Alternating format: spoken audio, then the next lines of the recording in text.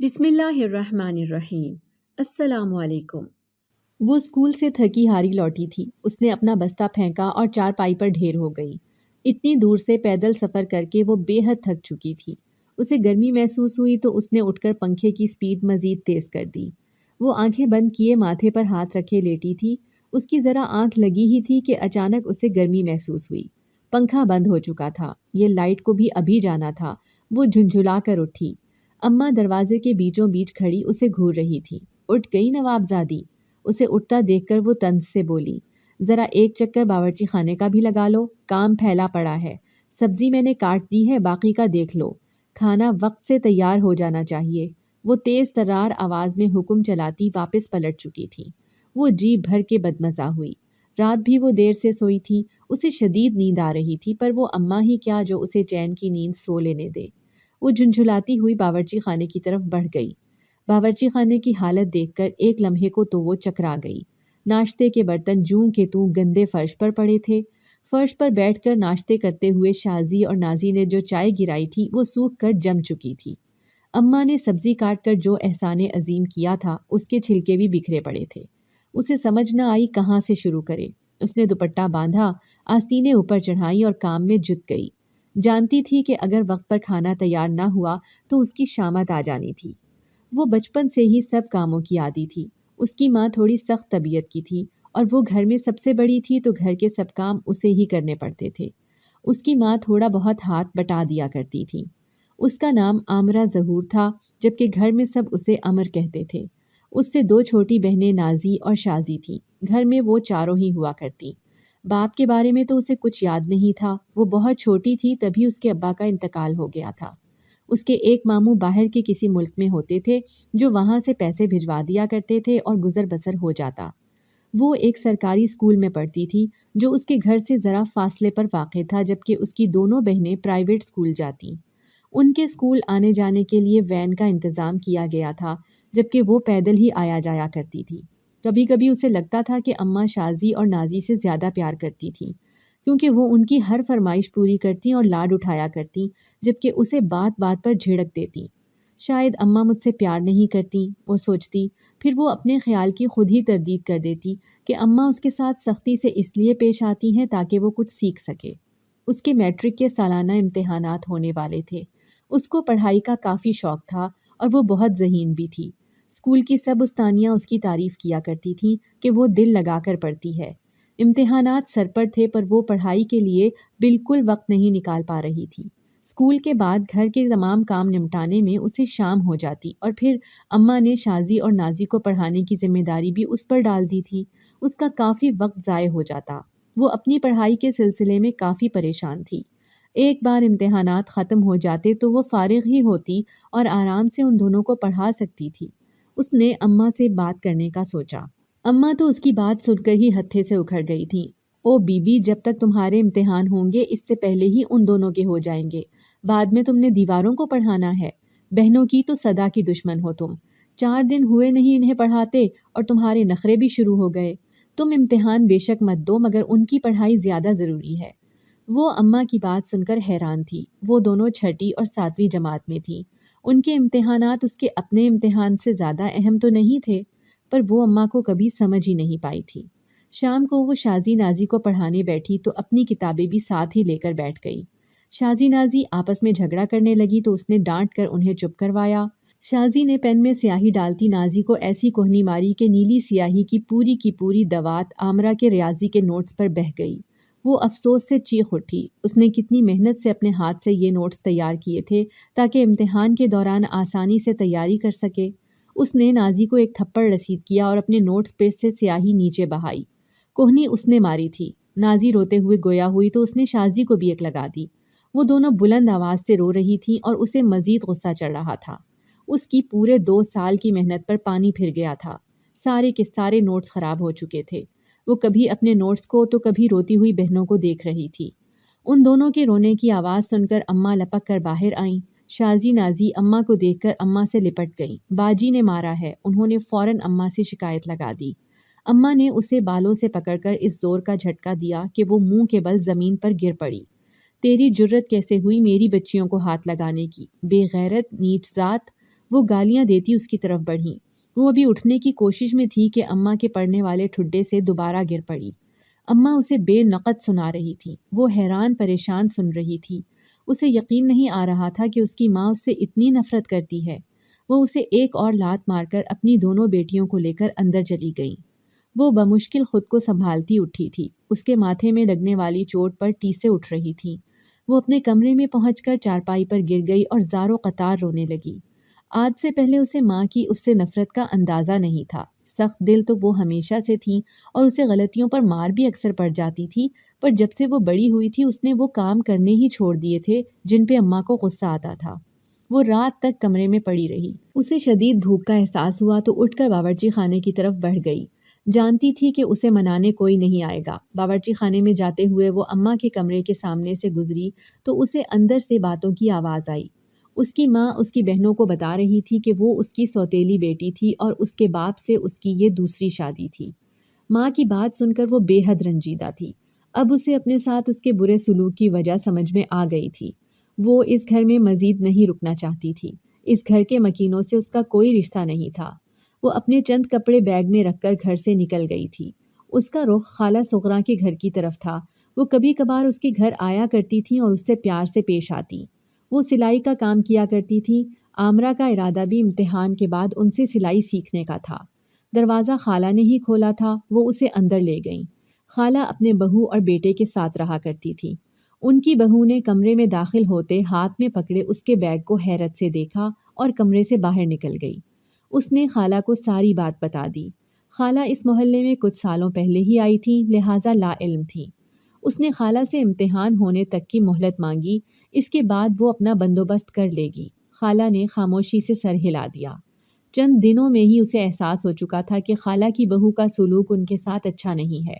وہ تو خود وہاں مجبوری میں رہ رہی تھی۔ بہو کی کڑوی کسیلی بھی برداشت کرتی اور سلائی کا کام کر کے گھر کا آدھا خرچہ بھی چلاتی۔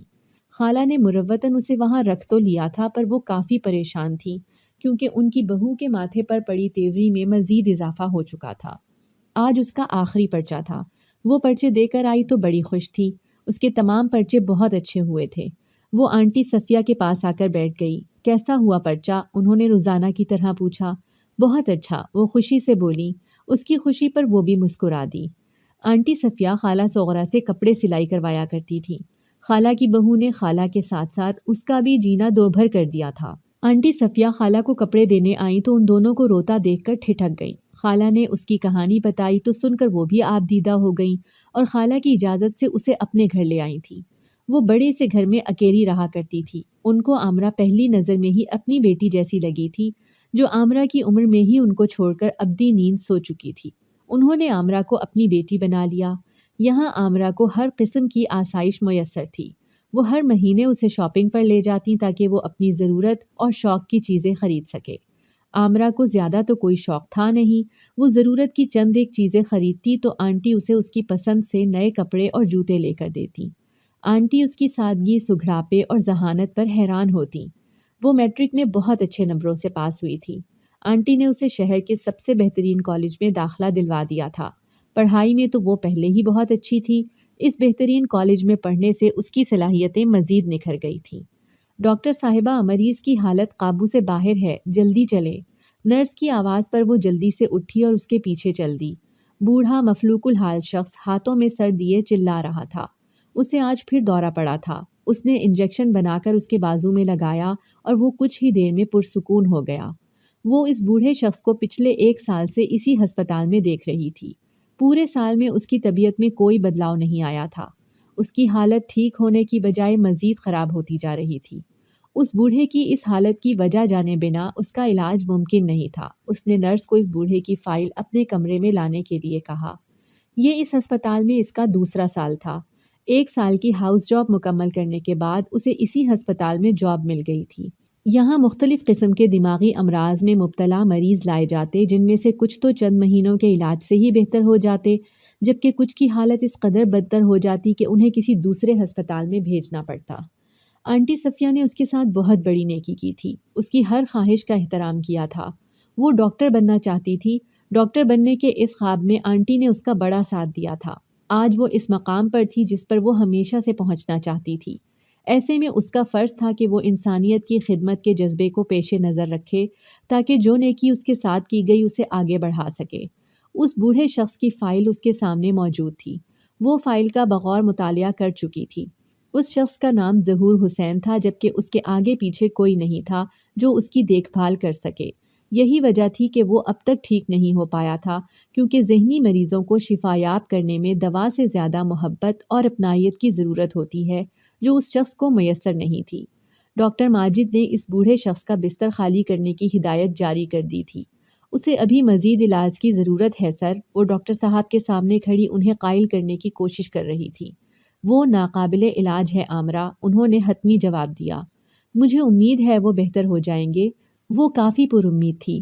یہ سرکاری ہسپتال ہے ڈاکٹر عامرہ، یہاں مریضوں کو صرف امید کی بنیاد پر نہیں رکھا جا سکتا۔ بہت سی مزید قیمتی اور جوان جانیں بستر خالی ہونے کی منتظر ہیں۔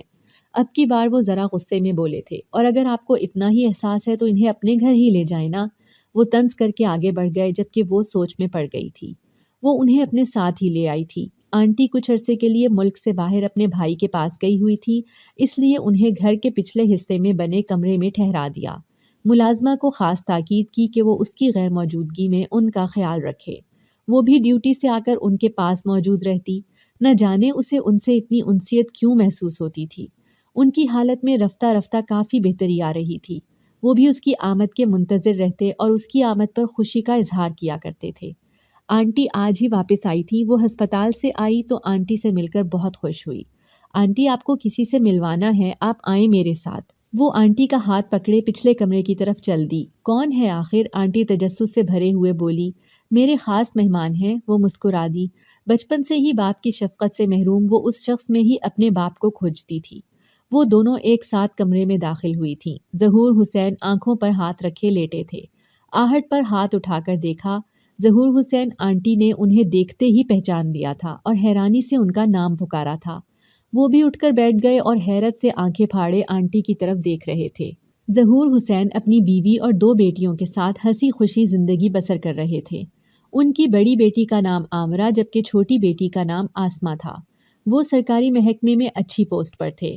کئی دنوں سے ان کی بیوی ان کی بیگانگی کو محسوس کر رہی تھی۔ آج کل وہ پہلے کی طرح نہ تو بیوی میں دلچسپی لے رہے تھے نہ بچیوں میں۔ وجہ جلد ہی سامنے آ گئی تھی۔ ایک شام انہوں نے ایک کم عمر لڑکی نعیمہ کو اپنی بیگم کے سامنے لا کھڑا کیا۔ وہ ان کی دوسری بیوی تھی۔ وہ اس کے عشق میں گرفتار ہو کر اس سے شادی رچا چکے تھے۔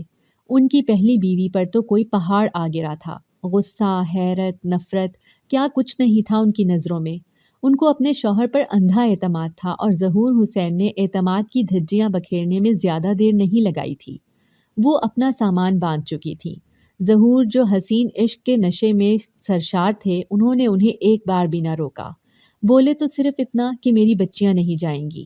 وہ بچیوں کو سوتیلی ماں کے رحم و کرم پر چھوڑ کر جانا تو نہیں چاہتی تھی، پر وہ اس دوسری عورت کے ساتھ رہ کر ظہور حسین کو اس کے چاؤ اٹھاتے بھی نہیں دیکھ سکتی تھی۔ عدالت سے بچیوں کو حاصل کرنے کا سوچ کر وہ وہاں سے نکل گئی تھی۔ وہ خود امیر باپ کی بیٹی تھی، روپے پیسے کی کوئی کمی نہیں تھی۔ جلد ہی ظہور حسین پر کیس کر دیا تھا۔ عدالت نے ایک بچی ماں اور ایک بچی باپ کو دینے کا فیصلہ کیا۔ وہ مطمئن تو نہیں تھی، پر بڑی بیٹی کو لے کر چل پڑی۔ بھائی، ماں باپ سب ملک سے باہر تھے۔ بے چینی ختم کرنے اور سکون کی تلاش میں وہ باہر چلی گئیں۔ کچھ سالوں میں ان کی بیٹی کا انتقال ہو گیا۔ بڑی بیٹی کی موت اور چھوٹی بیٹی کی دوری سے وہ بے حد پریشان تھیں۔ اپنی بیٹی کی تلاش میں وہ پاکستان آئیں تو انہیں ظہور حسین اور بیٹی کا کوئی پتہ نہ مل سکا۔ آنٹی صفیہ اپنی کہانی سنا کر خاموش ہو گئیں، جبکہ ظہور حسین کی رونے سے ہچکی بند گئی تھی۔ عامرہ نے ان کو پانی پیش کیا۔ ظہور حسین کی دوسری بیوی صرف پیسے کے لالچ میں تھی۔ کچھ ہی عرصے میں اس نے ان کی جائیداد اور گھر اپنے نام لگوا لیا اور اسی لڑکے سے میل ملاقات شروع کر دی جسے وہ پہلے سے پسند کرتی تھی۔ ظہور حسین اس غم میں اپنا دماغی توازن کھو بیٹھے تو اس نے طلاق دے کر انہیں چلتا کیا۔ ظہور حسین کو اپنا ہوش نہیں تھا، وہ عامرہ کا کیا خیال کرتے۔ نعیمہ نے سوچا چلو مفت کی نوکرانی سہی، اور گھر بیچ کر عامرہ کو اپنے ساتھ ہی لے گئی اور دوسری شادی کر لی۔ ظہور حسین اپنی کہانیاں سنا کر چپ تھے، جبکہ اب عامرہ کی باری تھی۔ عامرہ سے اپنی کہانی بیان نہیں ہو پا رہی تھی، وہ ہچکیوں سے رو رہی تھی۔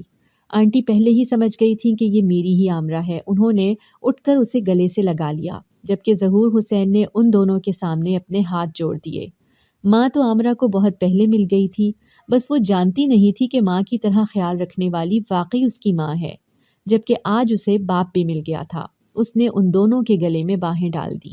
اگر آپ کو ہماری آج کی کہانی پسند آئی ہے تو ویڈیو کو لائک کیجیے، اور اگر آپ ایسی ہی دلچسپ کہانیاں سننا پسند کرتے ہیں تو ہمارے چینل کو سبسکرائب کیجیے۔ ملتے ہیں کل ایک نئی دل کو چھو جانے والی کہانی کے ساتھ۔